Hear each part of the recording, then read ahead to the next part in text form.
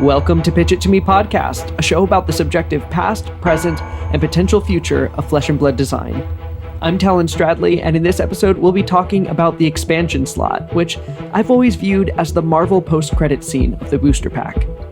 On Red Pitch, we'll talk about how expansion slots have all but replaced supplemental sets. On Yellow Pitch, we'll discuss how hero design has shifted post-expansion slot. And on Blue Pitch, we'll give our final opinions on expansion slots as a whole. You can find us across socials such as TikTok and Instagram at Pitch It To Me Podcast.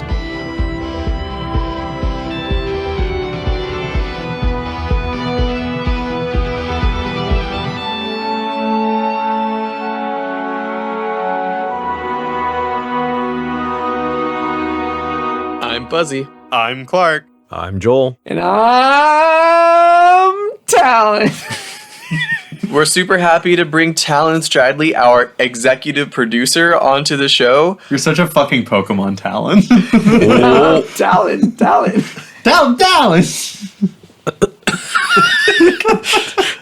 A Pokemon? Yeah, he says his own name. Not like us who say our name once and then move on with our lives, you know?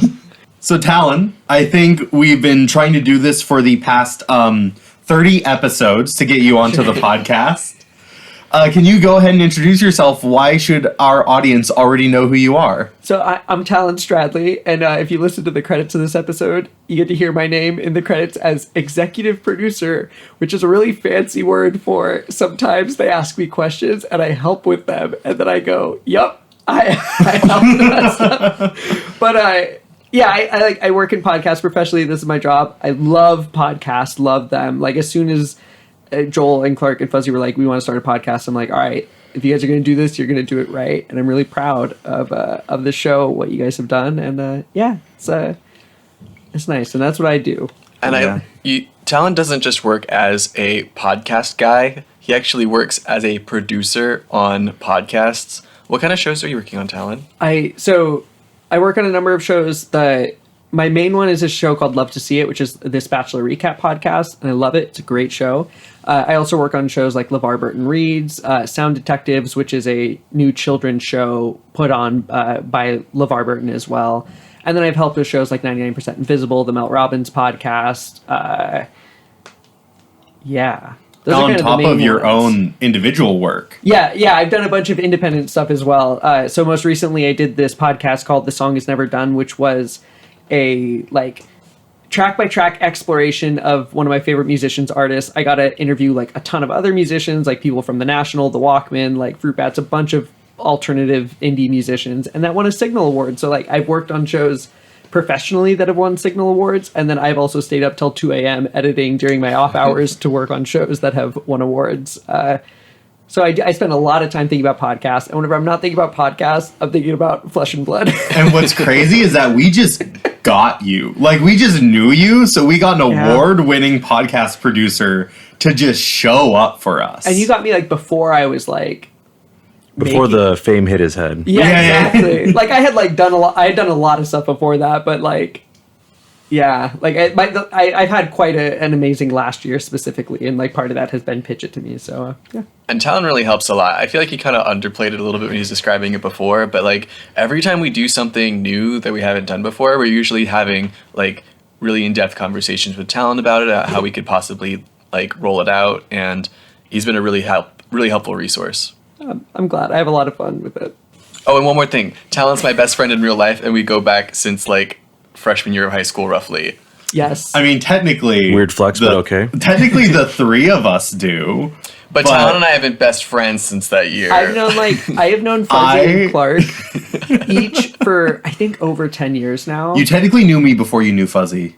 Really? Yeah, because of the scout camp. Do you remember the Weeblos weekend up there? Your dad brought up the sled dogs, and you were the moody teenager, and I just played with your brother and the puppies the whole time. So we all know each other through working for the scout camp, or with me and Fuzzy and Clark, and then Joel came into the mix because of Flesh and Blood, so he is my flesh and blood friend. But I lived with Fuzzy for a number of years. It was 4 or 5 years where I lived with Fuzzy while going to college. So we've always joked that they're platonic life partners. It's not a joke, it's real. When I first met Talon's... hard to shake me. When I first met Talon's now wife, I was like, you're gonna have to like Fuzzy. Like, And luckily, he was able to tolerate him. oh man. And I was like, she doesn't have to like me. And so when I just like gave her my opinions about something for like an hour straight, and she was like, thank you so much for sharing your opinion with me, I'm like, ah, damn, I like this girl. She's so fucking cool. Rain is so fucking cool. Yeah, I have a cool wife. All right, let's not make Talon a wife guy. I realize I started that conversation, but I don't want to do that to Talon. Yeah, he's so much more than his wife. No, I'm just kidding. My wife is also really fucking cool. Yeah, she is. She also has an incredibly cool job that we don't have time to get into in turn 0. Oh my god, Clark, shut the fuck up. So Talon Stradley, executive Yes. producer, in the flesh. Can you tell us what your favorite Flesh and Blood memory, or even though your expertise has mostly been in podcasts, you've been kind of a rising star in Flesh and Blood as well. Can you kind of talk us about like what your favorite memories are in Flesh and Blood so far? I think Rising Star is a bit of an overstatement. I don't but- think it is. I But don't know. Here's You're the thing. writing a lot. Yeah, I think that's it. Like I started playing Flesh and Blood because of Riptide. Like, you guys were all into it, and you were trying to get me into it. And I remember I was in the room with you whenever Riptide was spoiled, and I'd gone to a pre-release, and I didn't like the deck expression, and compared to Magic, where there's just such a deep pocket of cards, and all of the cards are so interchangeable with each other. Like, you can build something really truly unique, and I was feeling a little restricted in Flesh and Blood. And then Riptide came out, and I was like, I love the theming, I love it was just exactly what I was looking for. So that hero, as you may know, isn't that great, and I've kind of like made it my mission to make Riptide, like, just to work on that, to like really work on the theory, to push the boundaries, to like know that hero inside and out. And so my favorite achievement is these articles I've written for the Wraith Times, where like I was able to kind of pioneer and put into words the strategy behind Fatigue Riptide. So before that article, it had like kind of been a thing, like with these nourishing builds, but like Riptide is really in an aggressive spot. And then I got together with a bunch of other Riptide folks from the Discord community.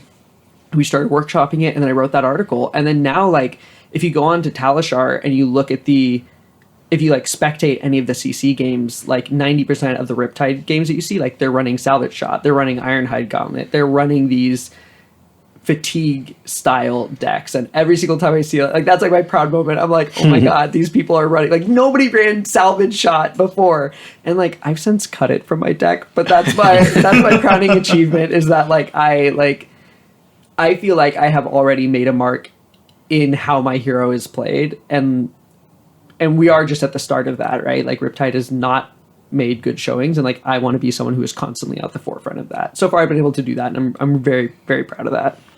Yeah, I feel like he's going to be without living legend points for a while, so you have plenty of time to do that. Yeah. You are set. You don't need to pick up another hero. I get sad thinking about whatever that LL is. I'm like, I don't even know. I am too ingrained. I went too deep too early, right? Like, I'm going to play a hero that doesn't have Trench. I'm going to play a hero that like can't just load things into their arsenal. And I'm going to be like, how does this work? I already feel that whenever I play Limited. I constantly screw myself over at any draft or sealed, because I'm like, why I can can't just put this blue 1 power attack in my arsenal. Or, like, it's no big I deal. get up and I'm like, well, I can trench away the arsenal thing, and then I get to my turn and I'm like, oh, I'm a resource short because I can't do that. That card is just there until I use it. Anyways.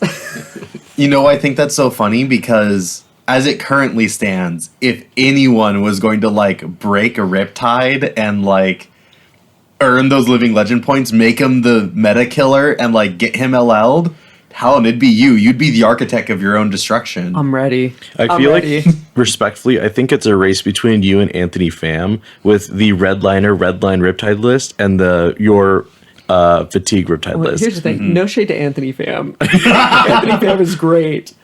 I think I could pilot a Redline Riptide deck better than he could pilot a Fatigue Riptide list. Ooh, That's I don't my know hot about that take. one. That's my Oh hot man, take. we like both of these people. I think there's a lot of intricacies in Fatigue Riptide. I could go on for like literal years about Fatigue Riptide. I have already, but it's a very nuanced game because you're playing a Fatigue matchup without a weapon. And so you really have to know like how to navigate that, how to get value from your traps. But Anthony also like places better. So I think he is a better player than me. But I Talon also said he's a very better confident. player than the AGE champion. Whoa. As long as they're Talon. each playing a specific deck that Talon made. Exactly. And he didn't win on Riptide. That's all I'm saying. And I don't think he hasn't been playing Riptide at the AGE Open. So Anthony Pham could go. We can have this conversation once he actually goes 0-6 at a Wow. AGE event like your boy here. Talon, we don't talk this much smack on our podcast. I think it's so funny because both Anthony and Talon are very polite, very kind people in person, but I can see both of them like throwing shade with a smile and a laugh at each Can't other. see Anthony throwing shade. There's no rivalry Anthony here. can throw There's shade. no rivalry here, but he is like one of the few other Riptide players that I know, and I would love to see. I dare him. An official statement here on the Ninja Tweet podcast. Anthony Pham, I challenge you to run Fatigue Riptide at the upcoming March AGE Open. We'll see who does better. All right. That's a challenge. I'll bet Somehow you $2. Somehow I just see Anthony going, no. Guy just wants to win, I guess. Well, we know that your flesh and blood personality, Talon, is Riptide. And we can't do just an episode on Riptide. So instead, We thought about it, but we very briefly considered it. But then we realized it would just be an hour of Talon talking and us trying to get a word in edgewise. We ended up deciding to go with talking about the expansion slot because that has been a very big conversation with Riptide, but definitely is a part of the larger game. So with that being set up, let's go ahead and jump into our red pitch, talking about how expansion slots have kind of serviced, especially recently, as a replacement for supplemental sets. I've always thought of supplemental sets as an interesting sort of compromise between the design structure that LSS has decided to go with in Flesh and Blood versus the availability of like having draftable sets, right? Mm-hmm. Like Welcome to Wrath is an amazing draft environment. Arcane Rising maybe not so much. And Crucible of War was that first set where they decided, hey, we are going to sometimes have to print cards outside of a limited environment because you're going to be wanting to play this game in a lot of different ways, sometimes in draft, sometimes in Classic Constructed, and not every card in Classic Constructed is going to make sense in a limited environment, and we don't want to tarnish either one. Supplemental sets are a big compromise between those things. Think of like Standard in Magic, where like you had the Mythic rares that were like not really meant for limited, but they would still blow up your limited format, right? Yeah. LSS is, at least at the onset of the game, was trying to do both. I think it was also just sort of a natural reality of the system that LSS has designed. Yeah. Where if you have 10 classes of heroes, 10 different card pools, it's very hard to shove as many of those into draftable sets as often as possible and still create good limited formats. So they sort of had to say, all right, we haven't printed a wizard class in so long. Like, it's so hard to make wizard work in limited. So we'll give wizard a bunch of new cards in a supplemental set. It's a way of giving support to the heroes that they're having a hard time making limited formats around, or simply just don't have it in their timeline. Like, I'm sure that they have a whiteboard full of like 30 different combinations and conceptual ideas for a draftable set. Mm-hmm. But then the ones that end up actually having the good designs that are working out in cards, that are playing well in constructed testing, those are the ones that get printed. And for the classes that end up falling out or falling in between the cracks during that process, that's what the supplemental sets are for. And I find it interesting that you mentioned like the draftable set, like the idea of too many heroes for a draftable set as well, because that's something that they've even struggled with just 3 or 4 heroes, right? Mm-hmm. Like that's why we have hybrid cards, or why they tried an all mech set. Like I think that they're finally hitting that balance. Like Heavy Hitters has felt good so far. I think Outsiders was good. Hybrid cards really helped to like bridge that gap, but they had to find that rhythm. Like it is hard to put a lot of heroes into one set and have it be functional. And so, yeah, supplemental sets, like, all right, no limited. Like, we can just put whatever we want in there. Very much so. is also a way for LSS to get the entire player base excited at the same time. If you favor one class above all the others, you really identify with that one class, then it'd be really easy for you to completely ignore a new set that comes out if it doesn't feature that class. Yeah, I mean, that was an issue even with supplemental sets. A supplemental set would come out and people would still say, well, is my class in it? No, then I don't need to care. Like, even with the supplemental set specifically, like, trying to rotate around, they could never really engage the entire Fab player base with a single set. And with the expansion slot, they are able to, because every single class is thinking, oh, is one of my cards going to show up? And as long as they're asking that question, then they're going to be paying attention, taking part in conversation online. And, like, even if they don't end up printing for that class, they're still engaged, and being engaged is probably more valuable to LSS than delivering on a higher amount of fantasy for a smaller amount of the player base. Yeah, I think the other fascinating thing about expansion slots when compared to the supplemental sets is that supplemental sets like have commons, they have rares, they have these underpower cards. Like, I've been working on this incredibly janky like Riptide build that uses Nourishing Emptiness and items and reel in, and it's bad, but I get to interact with like all of these weird blue cost items from Everfest that haven't really seen play, and they haven't seen play because they're bad, and they have to include not great cards because it is a set that needs rares, commons, and all that stuff. But then with the expansion slot, like, you're exclusively dealing with Majestics, and so you know that like if your hero is getting a card printed in the expansion slot, that it is going to at least be high concept, you know, even if it's not high pack. Like, there's a lot of routes they can go. It's going to be exciting in some version, and for better or for worse, like, supplemental sets don't have that same effect. So before we talk about expansion slots specifically, do you want to talk about why LSS has kind of made the decision to print fewer supplemental sets? Sales.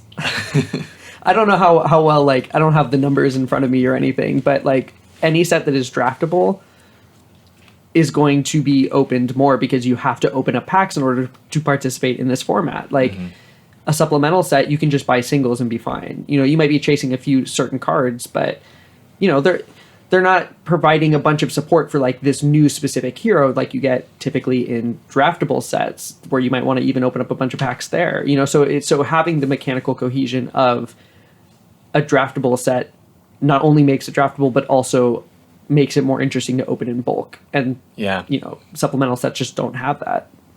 Yeah. Joel, was that... Because I was only really around for one supplemental set coming out, which was Dynasty. Well, Dusk Till Dawn. Okay, yeah, Dusk Till Dawn and Dynasty. So I've been around for two supplemental sets, and I definitely feel like Dusk Till Dawn wasn't opened as much as any other set that I've been around for. Those were some stinky supplemental sets too. Yeah, but Joel, in your far more storied experience, was that the situation around supplemental sets? Were you not around for Everfest? Everfest was like when I came in, but by the point that I had entered, no one was really talking about Everfest. Interesting. Okay. I came in on Uprising. Got it. Okay. Yeah. I mean, with Dusk Till Dawn, I think a lot of people opened it. I think largely because of the serialized cards. Like with the listeners, if you're not aware, there was 10 artist proofs of Prism and 10 of Chain. And they were like widely sought after, like probably fetching a price of like 5,000 and up for each one. And I think that plus the Marvels, like I think they did a really good job with Dusk Till Dawn in terms of like adding stuff that people want to like pull. And I remember a lot of people opening a lot of Dusk Till Dawn and myself included. And that's what impacted the legendary price. Like the pull rate seemed like really skewed in that way, but I think it was just open more. Conversely with Everfest, I don't think people nearly opened that one as much on release as any other set, or because I can't speak to Crucible of War really. And now we're seeing a resurgence in Everfest because there's like staples that are getting more and more relevant as more sets come out. Fucking Swing Big. Yeah, it's really just Swing Big and like Swarming Gloomveil, stuff like that. Yeah, some of the Runeblade cards, even though Runeblade is Bottom of the meta. There's a lot of really clutch Majestics in Everfest, though. Yeah, there's some I run- insane Runeblade Majestics. Yeah, I run Dreadbore as the bow. Like, that is the go-to bow now in Riptide, because we don't have the evasion of, like, Azalea's Dominate, and so that's kind of the closest that we can get. And on one hand, it sucks, because we would love a bow that's more thematic and plays into stuff, but, like, I have a Cold Foil Everfest card that I've played in, like, every Riptide game, basically, for the past year, so... Yeah, and one comment that really stands out to me and why I love supplemental sets in general is I think it was Brian Goers or somebody else that was it's like a developer, and they just said that they weren't, like, we as a player base were not paying attention to the generics of Everfest, and that comment still rings in my mind. I still look at those whenever I'm brewing like a new list to see, like, okay, is this the meta where I can use like Amulet of Echoes or some other, random ass amulet? And so, when you expand it to the rest of the supplemental sets, all of them just get more and more relevant. So, like, even though Crucible is out of print, and I think Everfest is as well, like, all of these cards are going to get more and more sought after, and they might not have the impact they have, or they might not have as great of an impact on release, but just having this like surplus of cards that you just have access to instead of just like one every set, there's a lot of value in that, I think. I also wanted to return to the question that you asked there, Fuzzy, of like, why would LSS want to cut back on supplemental sets? I really want to point out that, like, more draft sets, yes, more people open the product, but also why are they opening the product? A lot of the time it's because you have a format to play with the draft set that you don't have with the supplemental set. You can't play sealed or draft with it. And while I think that's very valuable, I think it's also very valuable to keep the competitive scene interesting. I remember when I first joined, people were talking about how they kept getting tired of a certain draft meta. They were tired of playing the same draft format over and over for like multiple competitive seasons. And if you are constantly releasing new draft sets, then you are constantly refreshing that competitive meta, and it doesn't feel as much of a slog for players. And I think that helps. We talked about this with Justin. It helps players enter into the competitive scene and become more enfranchised players if they're able to feel like they are consistently entering a fresh, limited environment that they can then go play at a competitive event, which could then get them a nationals invite, which can then get them going to a pro tour, etc., etc. Even thinking about how they've tried to navigate that in the past, like since I've started playing, like Dusk Till Dawn, which was a supplemental set, but they still wanted to do pre-releases. They still wanted to have that be the focal point of like US Nats and or just nationals in general. And they did that by having people draft Monarch, which as a new player who wasn't around during Monarch, I already felt like it was a slog because I'm playing with people who know that draft format really, really well. I'm learning the intricacies of all these cards. They know it inside and out.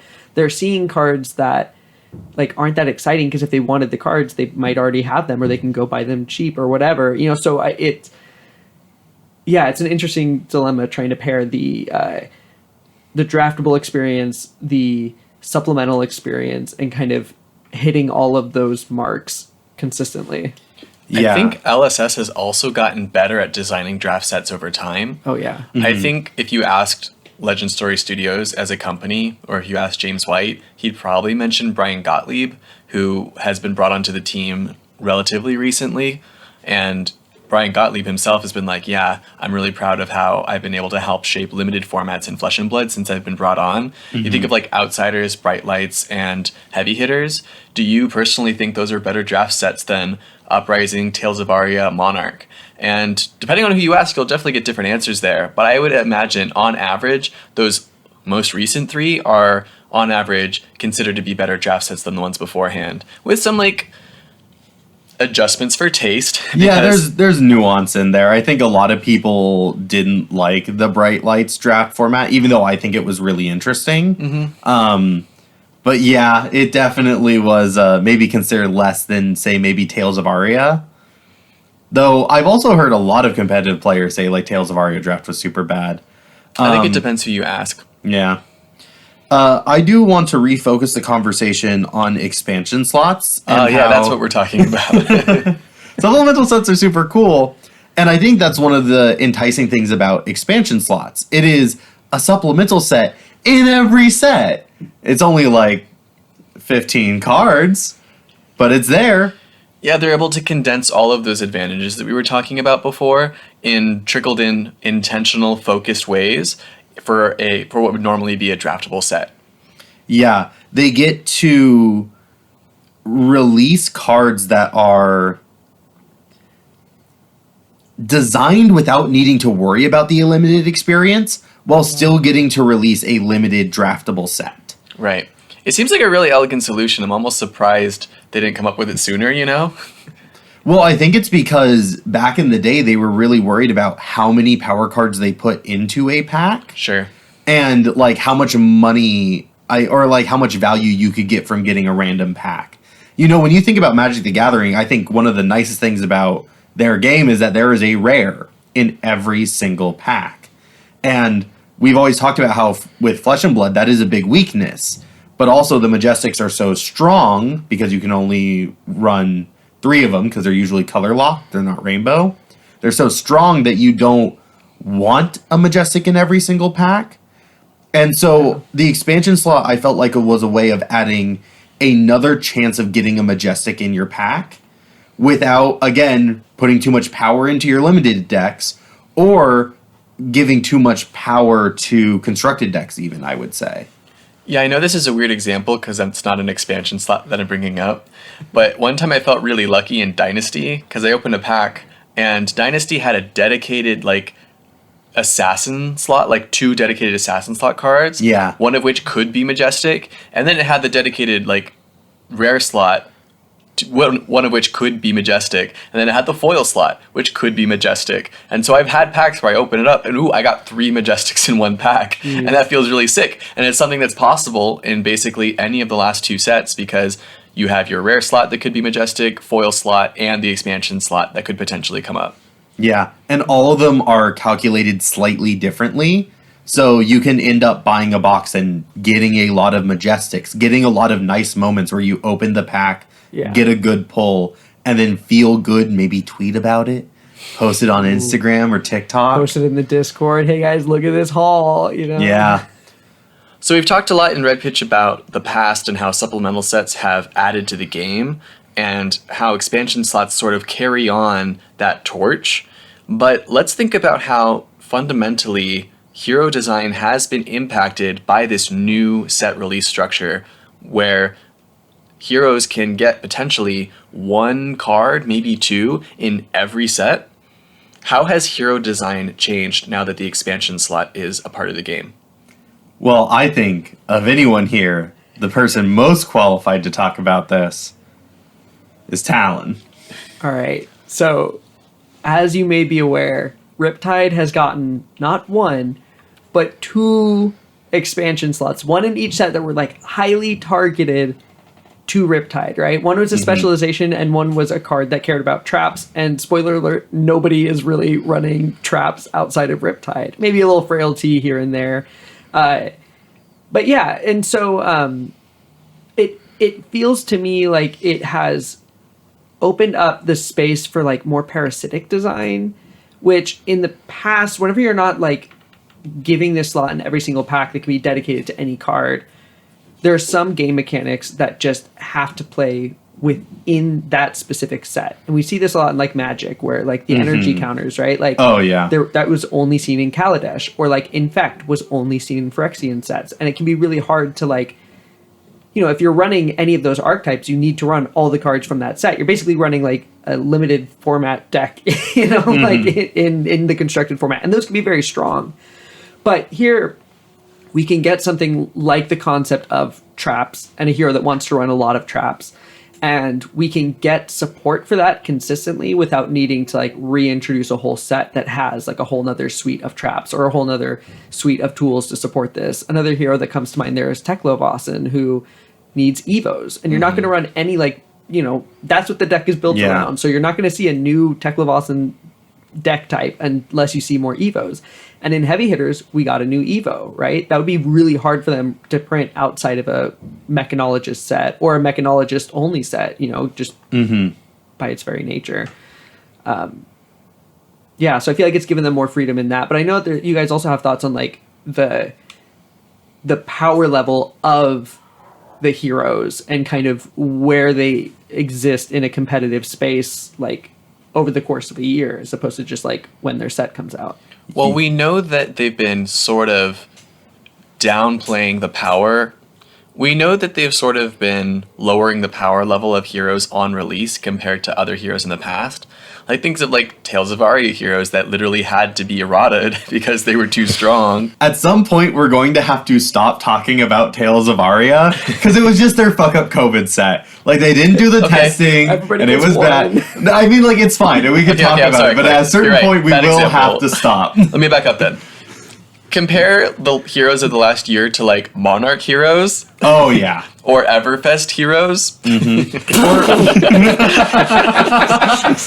you happy now? I didn't mention Tales of Aria that time. Or Welcome to Wraith heroes. Well, that's a weird example because Welcome to Wraith heroes have never been like super dominant in the meta. What we're seeing is heroes are generally not as strong on release. Would you agree? I think that's been a big tonal shift in LSS that you could basically point to since maybe Dynasty. Because Uprising, everyone was relatively strong at the time. Vi was pretty dominant in the meta. Icelander has pretty much always been strong since her release. Ever since Michael Hamilton shoved a Wounded Bull in Icelander lists, like Icelander's been at the top of the meta. And Who knew playing a 3 for 8 was good? And with Outsiders, it wasn't the Outsider heroes that got really strong. With Dusk Till Dawn, it wasn't the new Dusk Till Dawn heroes that were strong on onset. Heroes are either taking a longer time to figure out, or they're simply not as strong as on release as heroes used to be on release. Do you guys at least agree with that premise? Oh, 100%. And I think there is a link to the expansion slot here where if they're deciding like, hey, we can't design heroes like we did in Tales of Aria and Everfest and Monarch, we have to like slow it down a bit and we need more control. We can't release them full power in their first set. That's kind of like the tinfoil hat conspiracy version of it, that like expansion slots are a way for them to trickle in support that perhaps originally, if the hero had been designed a year ago or released a year or two ago, then it would have had all of those pieces from the get-go. Yeah. And I kind of like this. Again, we don't really know how far ahead LSS plans things. I mean, they could literally already have the next set at the printers pretty much. Like they could have already locked everything in. But say that they don't, it's nice to print a hero underpowered and give a lot of support later. It's that idea of like measure twice, cut once, right? You can never add more wood to your project. You can always cut more away. But in this case, it's kind of the opposite, right? LSS can always print more cards for a hero. They don't really want to be banning a lot of cards because banning means destroying value from pulls and destroying value from a product. They much rather add product as they go along, but this does have some negative influence. Like I talked about the plus of this, but Joel, I know that we've argued in the past, you really don't like that they do this. You don't like that they're under printing heroes and then giving them support through the expansion slot as sets go on. I understand like the value of only adding a few cards at a time so that they don't have to be banning cards. And you brought up an interesting lens of the business perspective of like harming your product. But also I do like the fact that LSS is so cautious about making impacts on banning cards in errata. I think that was like a really dramatic move, but it's one they don't make often. They're not like telling us how to play the game. They're just kind of like trying to make small shifts in how we play. However, when you downplay the power of a hero, like for instance Riptide, I feel like him alongside a few other heroes, I feel like just have so much power left in the like timeline of Flesh and Blood's like next 2 or 3 years of product releases. And when people like Talon and myself fall in love with a hero that's like bad for so long, like I'm competitive at nature, and it sucks when my favorite hero I will never be, well until now of course, I will never be able to play on a competitive level. And when I'm able to, now I feel like there's so much catch up because I have to like relearn all the matchups as compared to someone like Bravo, who you've always had this meta share, and you have so much data about what matchups and what cards you need to be adding for specific heroes. And I know for a fact one of our Discord members, Luke, loves Betsy, but there's very few reasons to be playing Betsy over Bravo, because there's a big ass log in her hero art that we don't have access to. Olympia doesn't have a gold payoff.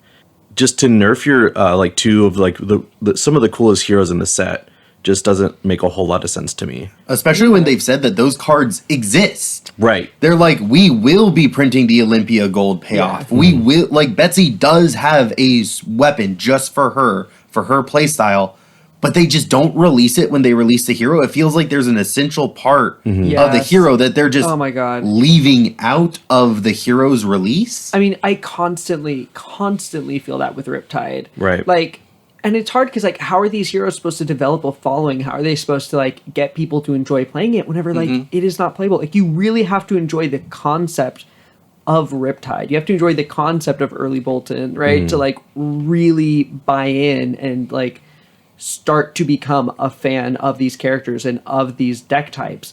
And the entire time that you're building, you're just like, we're missing a piece. Like, there's some piece that, like, that we need, like, I mean, we're missing traps. We're missing a weapon. Like, Riptide is playing with Dreadbore from Everfest, right? Like, that's fine, but, like, you could tell that's not the intent. There's more interesting things that could be done there, and I don't think that the Riptide lists in, like, 6 months or a year are going to look anything like we have now, because one of these days we're going to get that crucial piece that is going to make the deck a thing.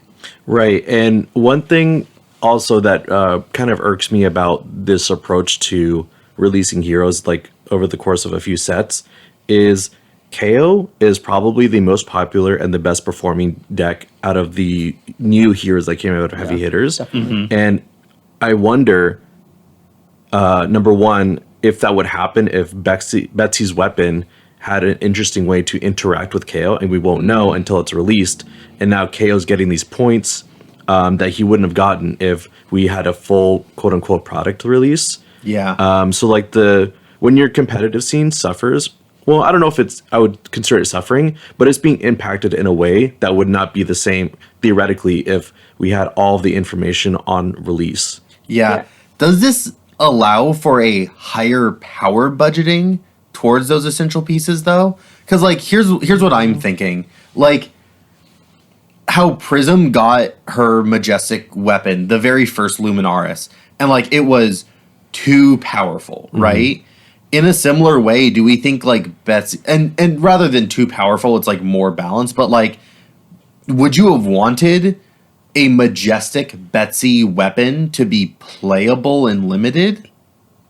Maybe that's what they're doing, and that's why they're delaying it. But they're already able to navigate that with, like, legendary weapons, or with legendary equipment, right? Like, if it's a legendary, you don't play with it in a limited format. So they already have some kind of, like, but it makes it a lot harder to pull, and then can you say it's an essential part of the hero? I mean, like, I know we're saying this, and there's, like, Trench is a great example. Like, Trench is crucial for Riptide. Like, I'm really glad that we got Trench in Outsiders, and that was a legendary equipment. And if it's so good that every hero wants to run it, you're going to run into those issues. But I do think that there are ways, like, in the same way that, like, Riptide's not running Skullbone cross wraps, like, that is an Azalea thing. You can, or Reelan is it's not a Riptide specialization. That's for any ranger, right? There's ways that you can kind of silo the design to make it heavily targeted towards a specific hero without, I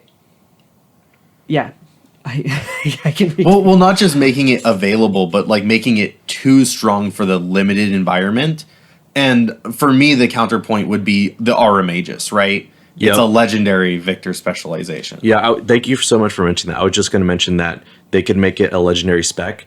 And, you know, I'm extremely biased because I love the Majestic weapons that first released in Monarch, even though one of them was Luminaris. But now, if we get the Betsy weapon in the expansion slot, think of the price that's going to have in the secondary market. Like, if people want to play Betsy and it turns out to be cracked, it's going to be like $100 or more at Cult Foil. And isn't this what the testing team is for? Like, we're not supposed to be doing that. They should be if they had enough R&D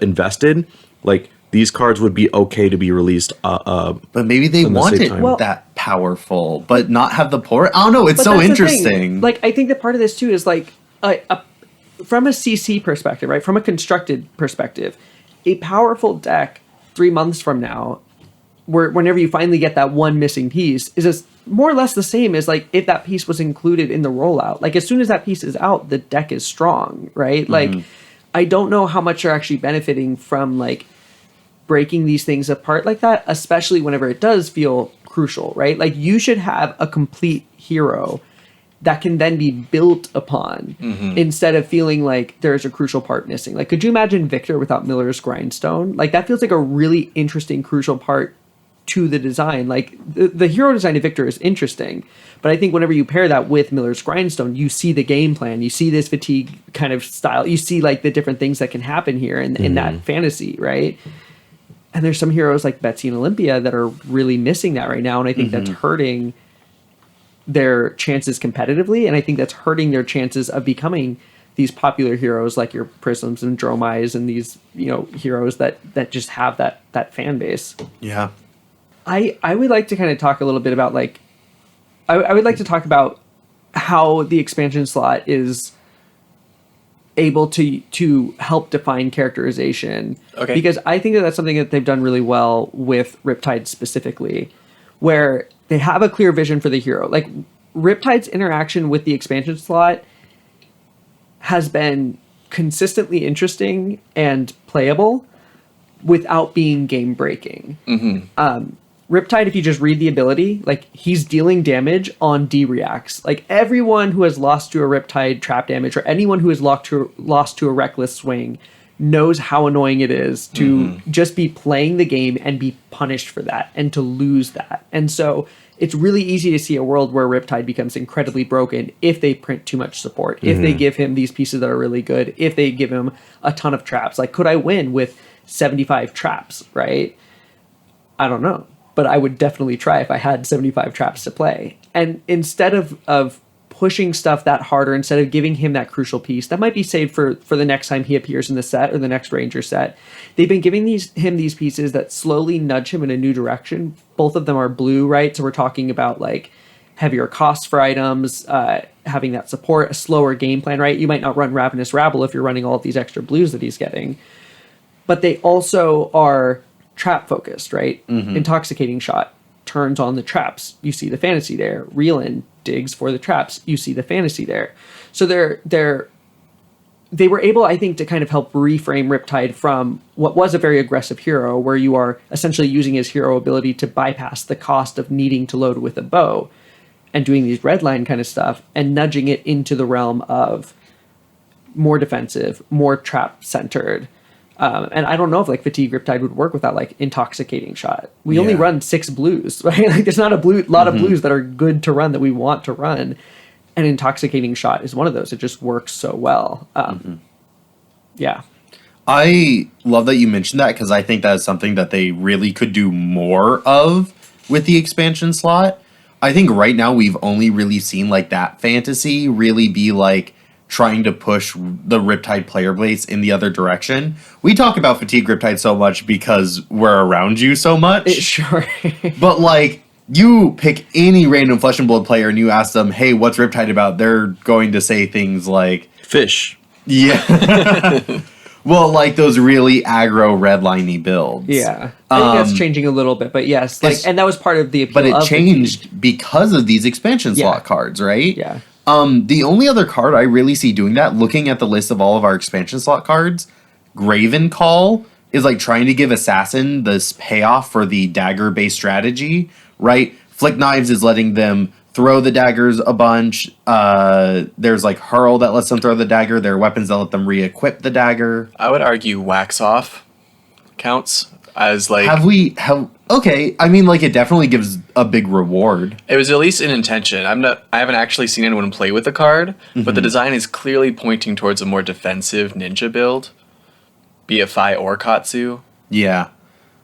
I mean, which is hard for Ninja, because Ninja has a lot of 2 blocks, but we've seen They don't have to run 2 blocks. Yeah, and we have seen defensive Katsu in the past. Yeah, more so than Graven Call for assassin, because the dagger is just like the value of leaning into those are so bad compared to Arachne's like full set of contracts and Azuri's big attacks with like The swap-ins. yeah, the swap-ins with the debilitating effects.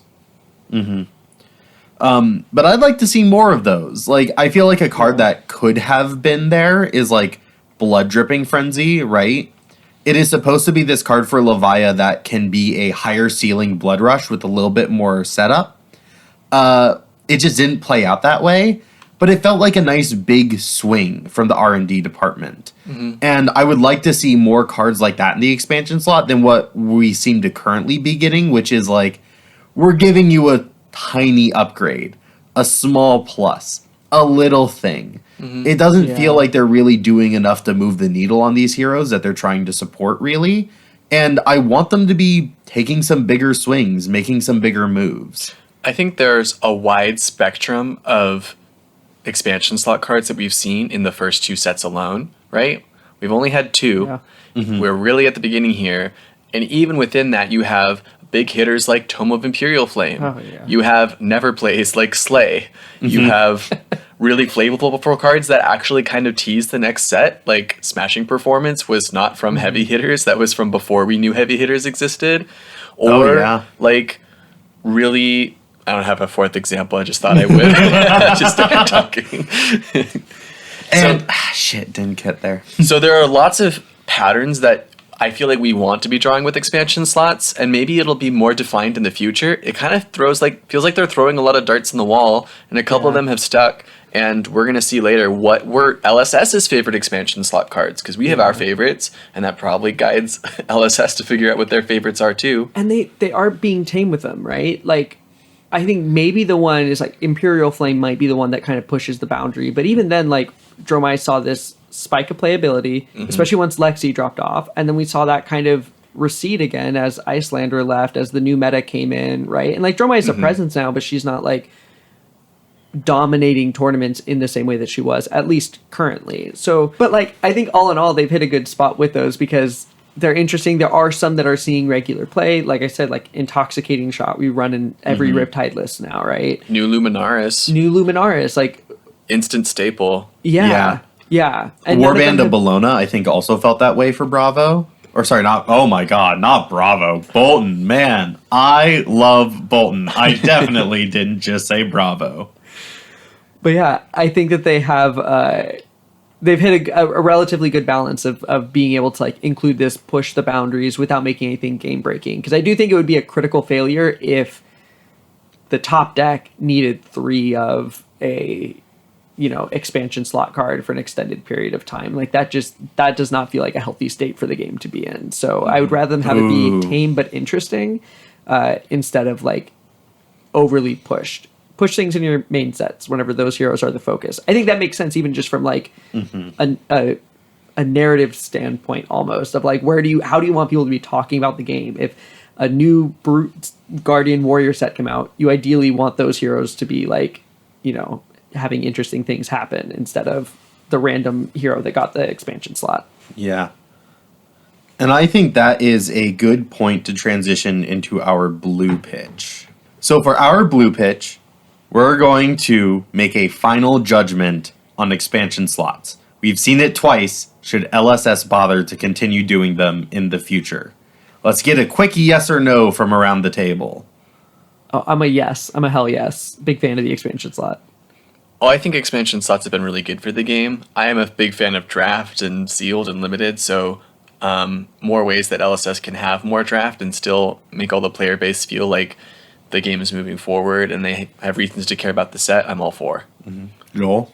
I would say yes with a fat asterisk on there.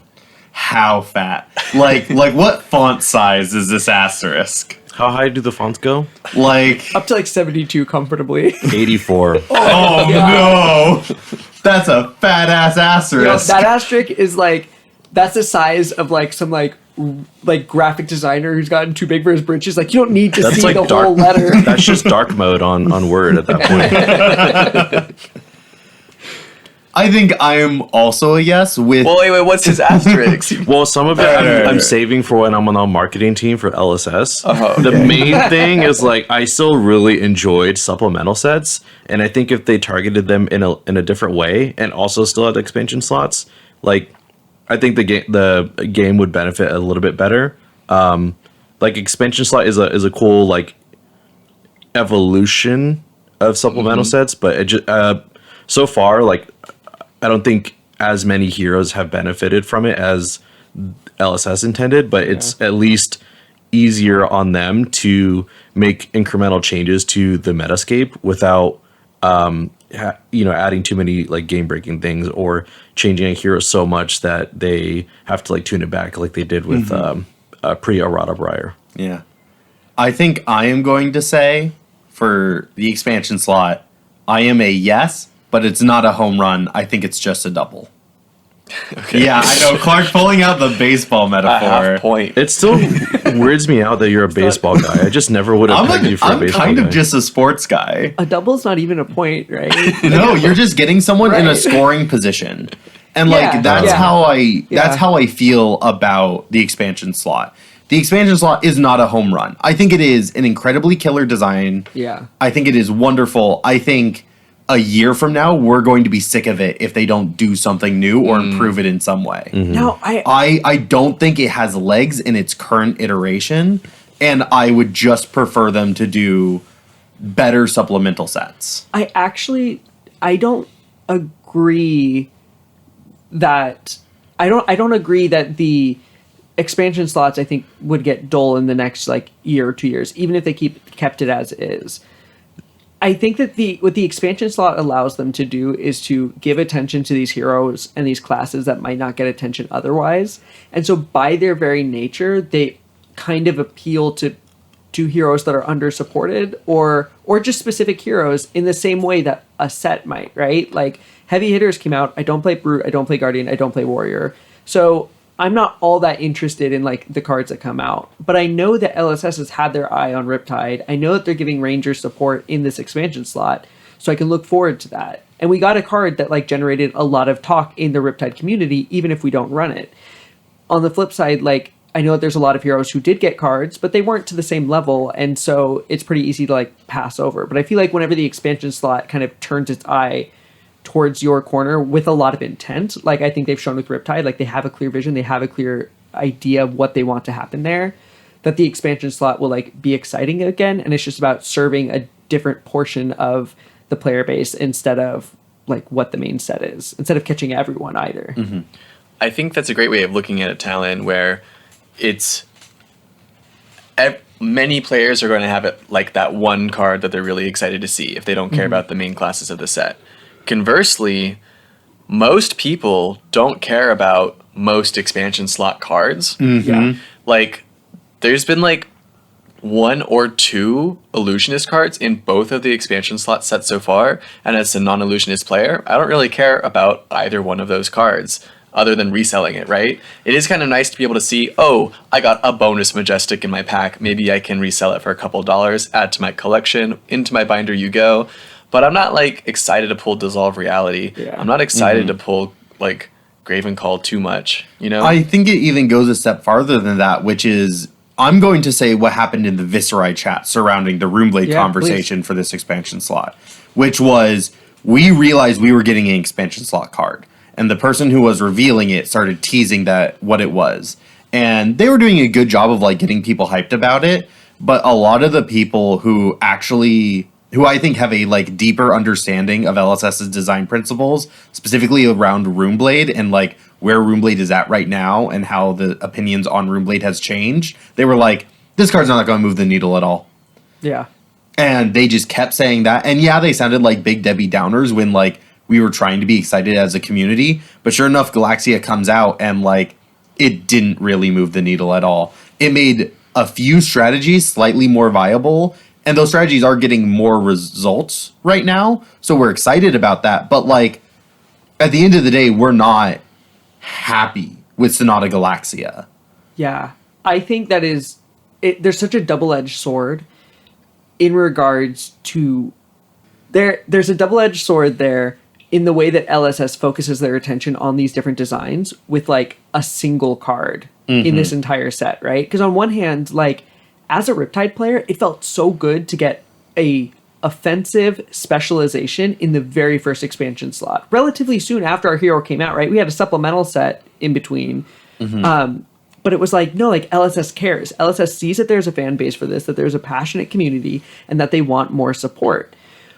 But it also sucks seeing that they might be misunderstanding like what this hero actually needs. You know, like do they have an understanding of what Riptide needs? Are they seeing a lot of success with Reelin, or did they just think that Reelin is an interesting card design that's worth printing? Because we're not running it in any decks. Like it is a rough card to run. It doesn't block.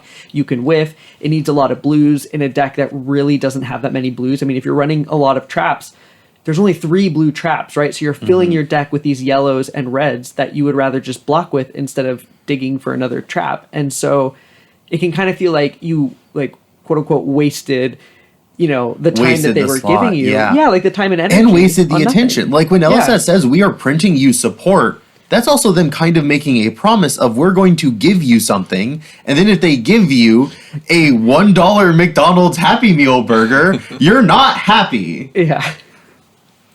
Yeah, and I like how Joel brought up that expansion slots are not as good as supplemental sets at giving the support that you want to your hero. Where like expansion slots are 1 card, supplemental sets tend to be like 10 cards for a wide variety of classes. It's a much more fleshed out idea.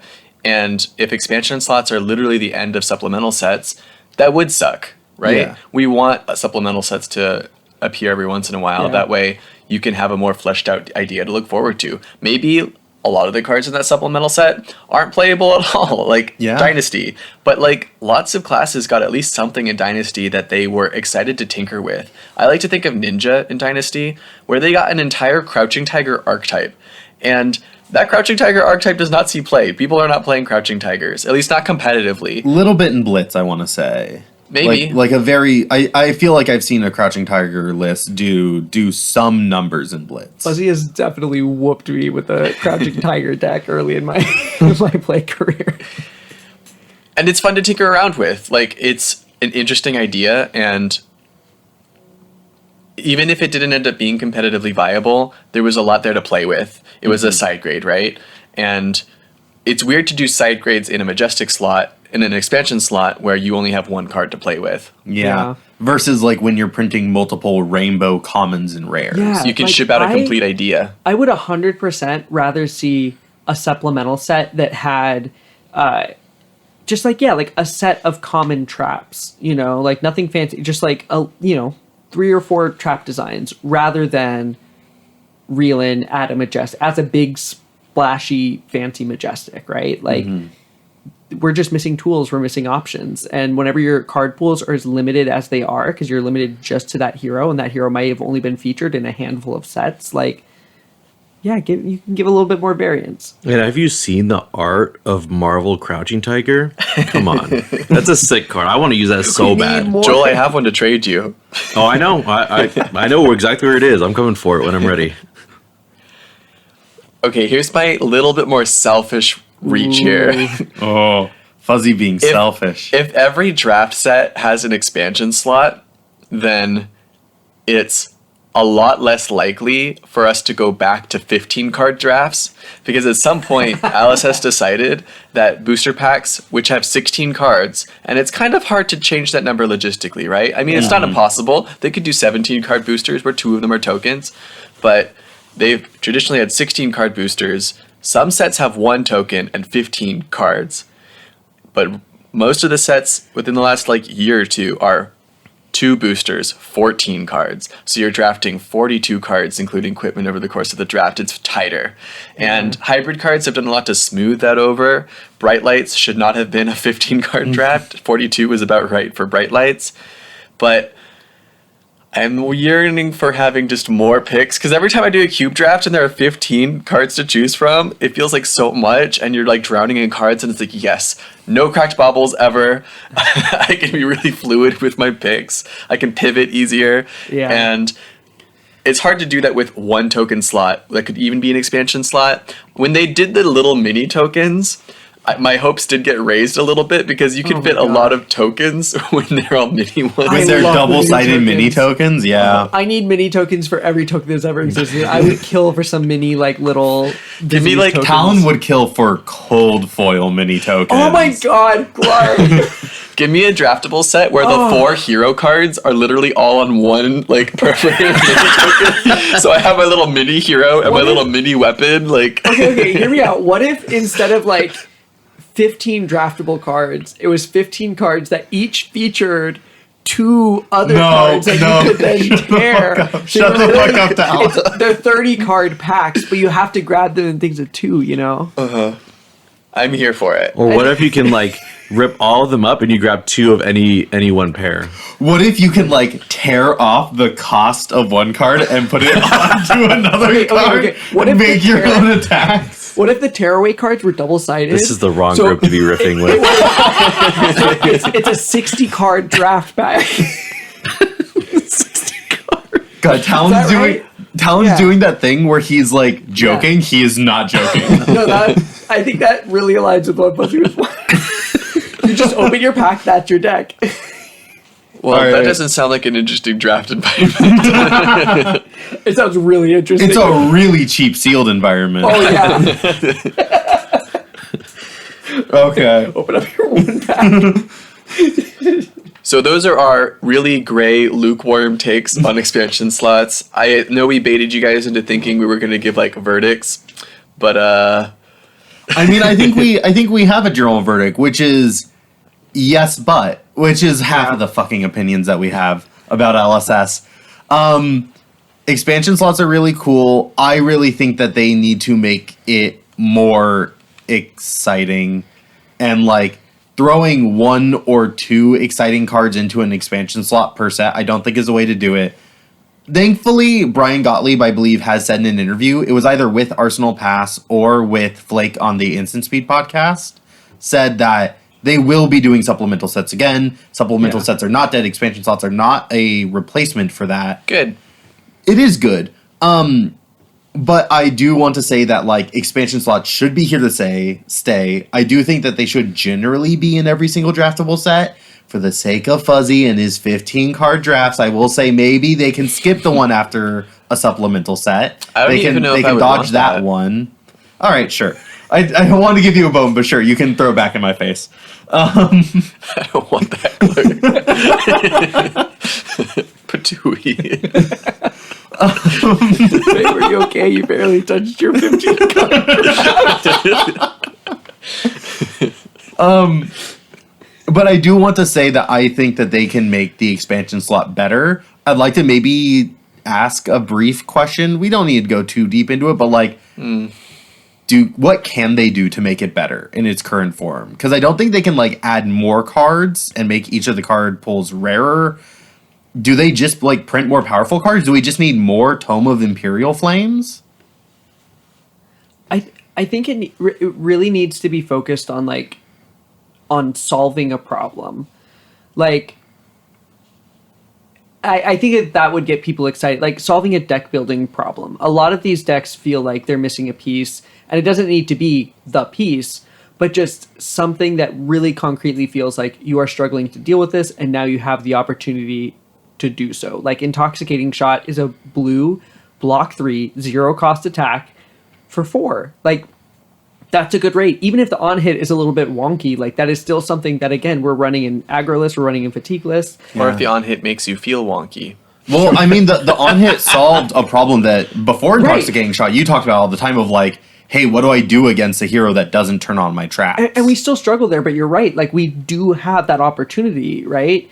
And I would like to see more with that. Now, I don't know other heroes like well enough to like say like what each of them needs, but I mean, hearing Brute constantly talk about like not having blue 6s, right? To like discard. Like if there's opportunities to just kind of like give them the little tools, they don't need to be the piece, they don't need to be game breaking. But I think that's where the expansion slot has felt so like at its most successful so far. Like giving Dromai a chance to play the big dragons, as annoying as that card is, like that enabled a strategy that wasn't very viable before. And that's what I want to see more of. What strategies, like we need an expansion slot card that turns on rock, right? Like that is the kind of thing of like there's dead cards. Let's turn on those dead cards.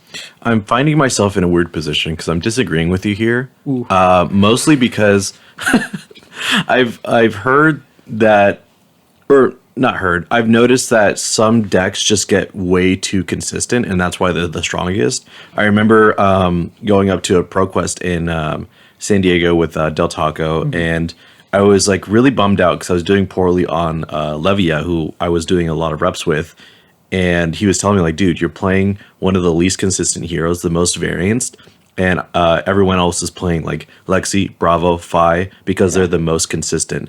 And when you have pieces in the expansion slot that solve a problem and make things too consistent, and you're getting them at varied rates, like if like let's say Ninja gets a lot more like consistent pieces, like Katsu just gets way more tutors, like then Katsu becomes like this weird beast where he doesn't have the issues of stumbling on his combo turns. He can just find whatever he wants more so than he's already doing.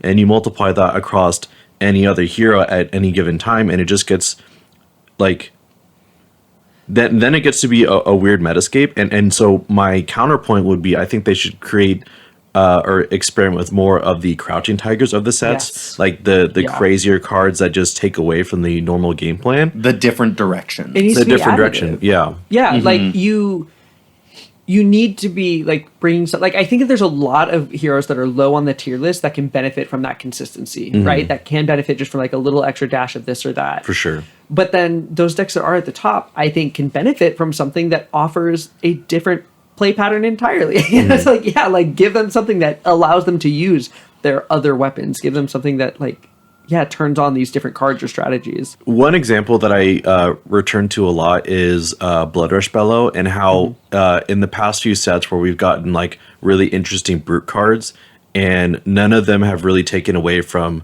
I'm just going to play Blood Rush Bellow with 2 claws. Yeah. And so every set I'm kind of like waiting for, like, and that's what I was hoping Blood Dripping Frenzy was going to be.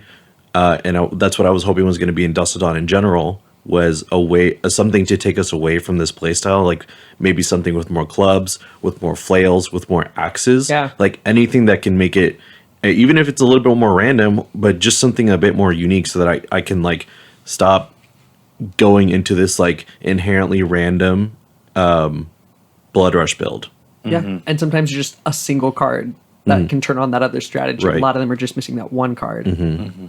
All right.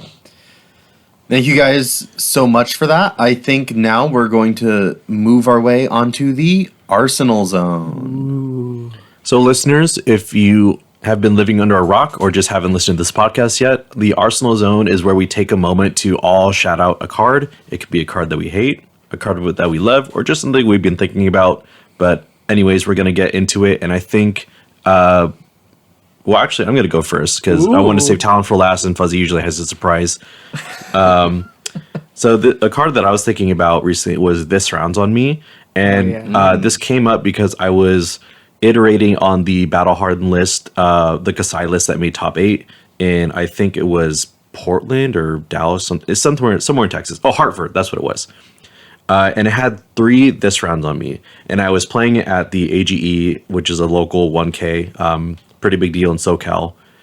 And in 2 matches, it both fucked me and did really well for me. And that's why I wanted to talk about it. So in my in the first example, or no, the second example, I played against a Dromai, and I played This Rounds on Me 3 times in a row. And it was nice because I doesn't have a ton of poppers main board, at least yet. And Dromai had like 6 Ashwings in addition to like Azulai and a couple other dragons, and he couldn't swing with them. So I was just basically gaining like 6 or 7 health every time I played it, and I played 3 in a row. I still ended up losing, but that based on other RNG aspects. But that card alone, like, I think really helps the Dromai matchup in a unique way, because Rake the Embers is just a game ender for a lot of decks. I'm sure you understand that, Talon. Oh yeah. And then in another game, I played a This Rounds on Me like late into the game against a Ryanar, And I was like, man, if I just have a source to go again, I got 27 of them bitches in my deck. Surely I draw one. It's another fucking disrounds on me. I can't play it because I already gave Rhinar another card. And so I have to arsenal that. So I'm going to give him another card next turn. And like -1 damage for Rhinar. Like he doesn't care because he's just going to throw like one big attack or Blood Rush Bellow. So it doesn't matter. So overall, just a really annoying card to evaluate. So I just wanted to shout it out. We ran that in the Fatigue Riptide list for a while. Some people were really on it. I was the one who was like, no, I think this card sucks. I cut it. I think it might be a little bit better like now, but I such a love-hate relationship. It was the classic generic blue 3-block. Yeah. Not attack action. Yeah. Grab a playset, and if you're ever just like making a random deck and you're like, I don't have any blues I give a shit about. I can play this rounds on me. Boy, the art on this titanium bauble is really good. Nice shout out, Joel. Clark, do you want to go next? Sure. The card that I wanted to shout out today is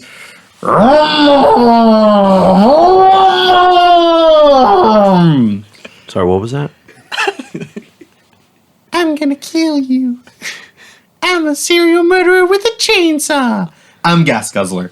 Gas Guzzler, the second to worst card. Oh, in that's a Bright Lights. chainsaw noise. Yeah. Oh, okay. Yeah. Race card noise. I'm like, okay, it could be torqued up, could be. This guy's T-boning in here. I thought it was like rumbling beatdown, whatever. That's the beat a- chest Rawhide card. Rumble? Yeah, Rawhide Rumble. That's why I was trying to do the serial killer thing, but like was he's a a good bad addition. serial killer, so he's Yeah, got you the were high trying your pitch- damnedest to really paint that as Gas Guzzler. I'm imitating. And then I thought it was Meeps because he did the high That's definitely what a meep sounded like with Gas- a chainsaw. Roll up in Akira slide. Race car. I'm gonna take the items. So Gas Guzzler is a mechanologist attack 3 for 6 with boost, and it's fucking shit. It's just a worse throttle, and like I hate 0 to 50, and I hate Gas Guzzler just a little bit less than 0 to 50. It's like LSS was like, we need to fill this entire set. Well, they just with fucking mechanologist cards. downshifted everything. One, they fucked with my prediction of like reprinting a bunch of the important cards because I guess like they were just too strong and limited when like you were guaranteed to hit off of a boost. They were, yeah. Like limited, I guess zipper hit and throttle and 0 to 6. They were all designed around the possibility of missing. But instead, they just like they don't complete the cycle. We have a 0 for 4, a 1 for 5, a 2 for 6. This should have been the 3 for 7. Like, make it rare. Make it majestic. I don't care. Complete the fucking cycle. Instead, they just don't. They just don't. They just make it worse. And I hate it. Because the art is so fucking cool. And I can't play it because it's garbage. I can't tell if Clark likes his card or hates his card. I don't think he knows either. I love hating this card. It's not even that bad in limited. You're playing Teklevosa and you're It's like, fucking damn, sweet 3 for in 6. limited. Yeah, hell yeah. And like, I will also say, Oh, like, I'm sorry. With all the other 3 for 7s in the set, I'm gonna play this one. this one has go again. There's only like 2 3 for 7s in the set, and like you're still pretty happy to play 3 for 6s because it gets you up on fatigue, which is important. In Bright Lights Limited. Look at Clark coming to Bro, grips with it being a good card. I did not give a shit about Gas Guzzler. Look at his art. Man, I really wish I could play this. Too bad it's bad. Pass it to fuzzy picks. He's like, oh, sweet, Gas Guzzler. Yes! Blocks for 3, we balling. So what's your card, Fuzzy? All right, we're going on a nostalgia trip. Oh, man. I've been learning a new hero. His name's KO. And basically, I just kept having these moments where I sit down to play. I just wish I could go back and play Briar. I miss Briar, guys. She was the coolest hero. She was full of magic. She was like a weird druid thing. Yeah. She would like pump all of my attacks up, and then I would come in with go again on these fucking attacks, and I would draw cards to hit because I'm playing Snatch. And then I would get to swing with Rosetta Thorn Briar was so cool. She had this big mountain that would just like pump all your attacks for 3, and then she had this really cool combo with her big ass mountain where all of your attacks, because they're pumped, they draw you a card on hit. It was amazing, and it was called Force of Nature. Ooh. Force of Nature is also a blue non-attack action that blocks for 3. Classic. Blocks for 4 with an element. Exactly. Whoa. You get your Element of embodiment of Earth token from hitting, because of course you're hitting, you're playing Briar. And then your like blue block 3s turn into blue block 4s. Can you imagine? I can. It won a whole... Charles Dunn sure did. Yeah. Won a whole tournament. I just miss Briar so much. And I know everybody like has a bad taste in their mouth from all the Tales of Aria heroes, but I feel like the fact that they were like actual Magic users brought a lot of the like fantasy elements that I'm always a fan of in fantasy games. Warriors are cool. Like I appreciate the sword swingers, the barbarians, the like non-wizardy elemental Magic users, but I've always been a fan of those, and they're kind of my go-to. So I'm waiting patiently for Briar to return to the game in some form. I don't want to play like Viserai or other Rune Blades, so I'm just gonna like... I would never let you either. Bro, I don't like playing Viserai right now. Friends don't let friends play Viserai. All right. I got to Clark too late. In which case, fuck it's all not y'all. too late for you. So, in her name, I've brought 3 copies of this Briar specialization, Force of Nature. Is it first ed? Oh shit, 2 of these are. Nice. That's crazy. So wait, who's gonna get the unlimited? Do you want to go pick a different Clark, I guess?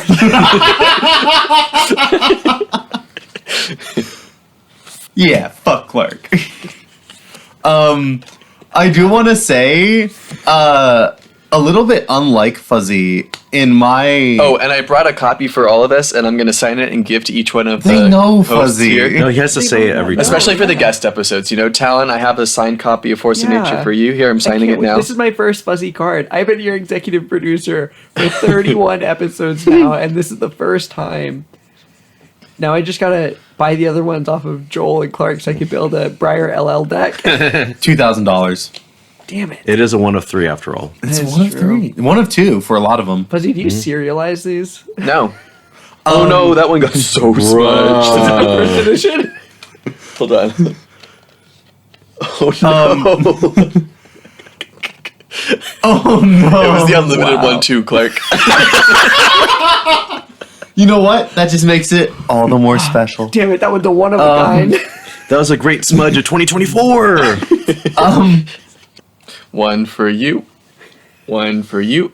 Thank you. And one for you, my best friend. Slay. Force of nature, baby.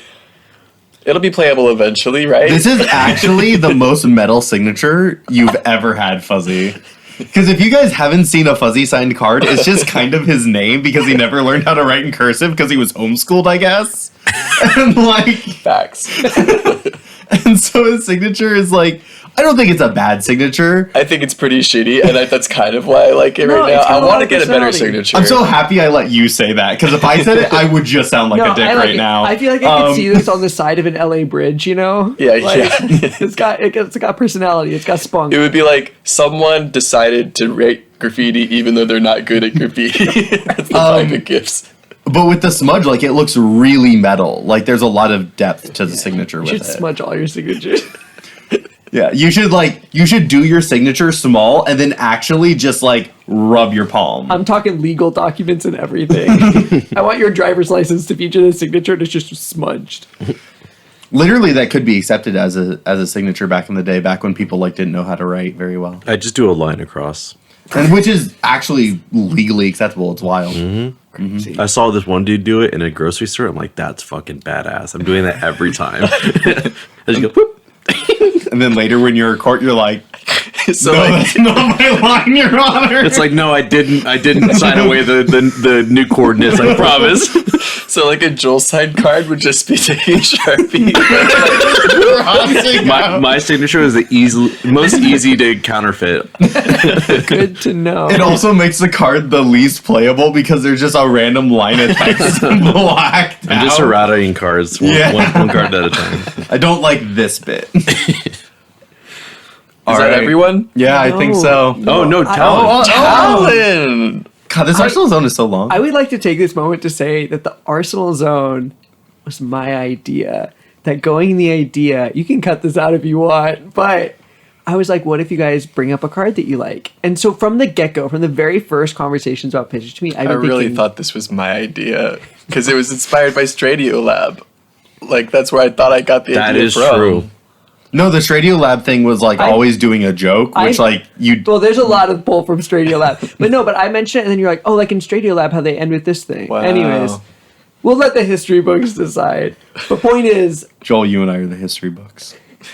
I have been thinking about what my Arsenal card would be like since the very inception of Pitch It to Me. And today, I am choosing what is probably, I think is my favorite card in Flesh and Blood. Trench of Sunken Treasure. Ooh. That Wait, we get a card- signed Sunken Treasure? I'm not fuzzy. Oh, okay. But that card's really cheap. Anyways, I wanted to do research to see if it was the cheapest legendary because I feel like it might. Like it's only like $10. It's actually Spirit of Irina, I'm pretty sure. It's what? Spirit of Irina. Okay. It's technically a legendary. Wait, what did you say? Equipment? You said I said legendary. legendary. Oh, yeah. But anyway, so Oh, Soul Harvest. It's a legendary specialization.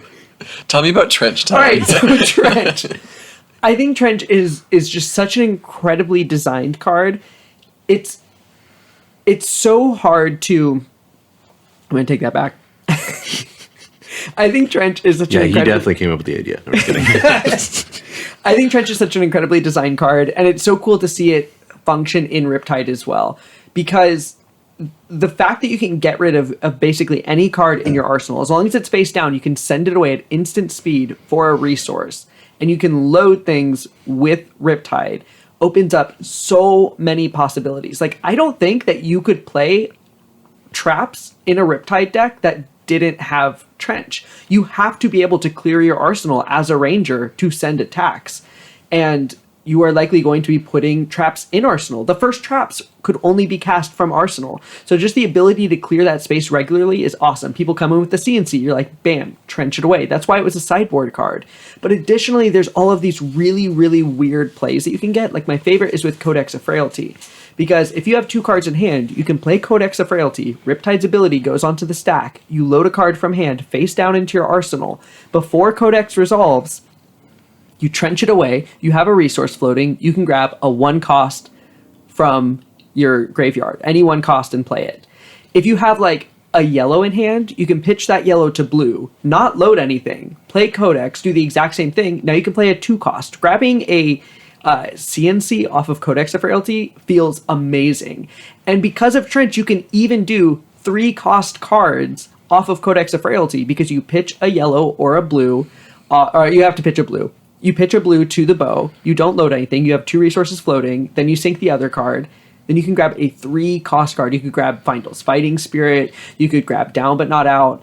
There is so much complexity that is like packed into that card, and it is so underrated. Like, and I get that it's only good in Riptide, but even Riptide communities, every now and then somebody will be like, hey, what about Tunic? No.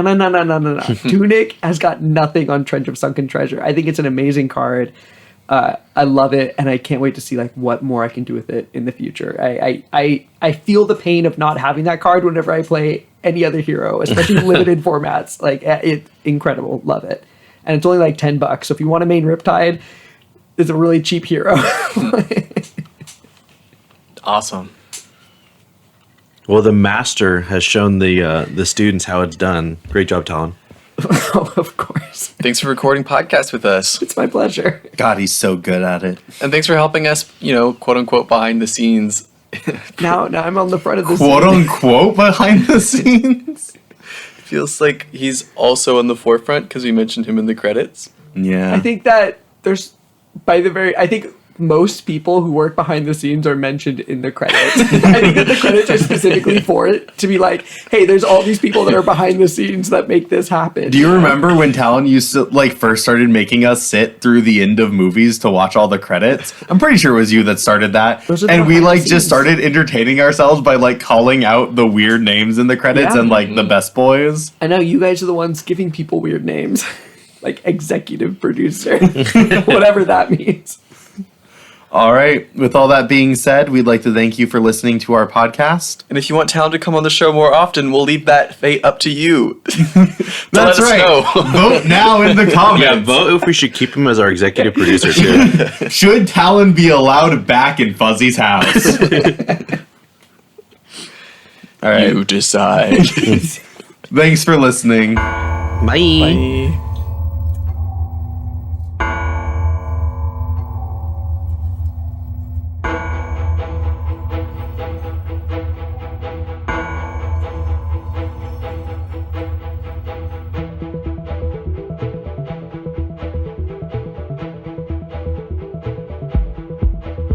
Pitch It To Me podcast is hosted by Joel Recinos, Clark Moore, and Fuzzy Delp.